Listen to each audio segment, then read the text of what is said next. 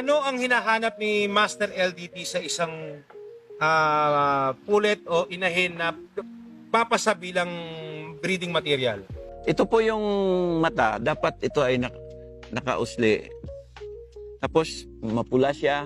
And then wala siyang wala kang makita na puti dito sa dulo. Para ma-determine mo na mataas ang pedigree. Parang punong-puno siya ng mata lahat. Yung balakang niya, paghipo mo ng ganon, dapat ay halos wala kang mahipo dito na bone. Dito, kabilaan. Pag ganon mo, parang smooth lang. No? And then, ang paa, dapat naka-align yan. Ganyan, no? Naka-align. Yan. Naka-align.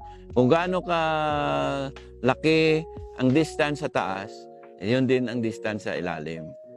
Yun lang naman ang mga criteria natin sa pagpili ng inahin. No?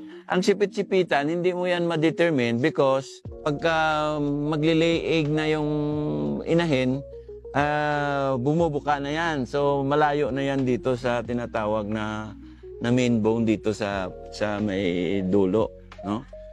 So hindi mo talaga ma-determine dito. Kasi yung iba kasi humihipo dito. Pwedeng hipuin yan kung hindi pa nangingitlog ang manok. Pero pag nangingitlog na, talagang bubuka yan. May mga bloodline na talagang matataas itong buntot. Ganyan ang buntot, no? May bloodline naman na 45 degrees. 45 degrees. So, hindi mo talaga masabi kasi nagsisignify sometimes sa mga sa tawag sa style of fighting. Pagka ito ay matataas, ito ay vertical leaper ng mga manok. Pagka tamang-tama lang yung mga 45 degrees, ang leaping ability niya is horizontal leaping ability. Yun ang sa buntot naman.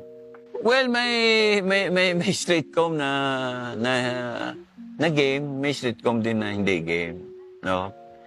Let's say pag sinabi mong claret, ang claret is most likely mga straight comb. But some clarets, pag tinamaan mo, iiwanan ka talaga. Kaya lang, hindi mo rin maitapon ka agad yan. Dapat hanapan mo ng ibang linya para makorek mo siya. Para makuha mo rin yung style of fighting ng claret. Yung cutting ability niya, yung agility niya, napakagaling. So, kagaya niyan sa lemon. Anong make-up ng lemon? Ang lemon is a three-way process. Ilang percent ang claret out of sa lemon. No? It's a three-way cross, tsaka magagaling yung mga lemon.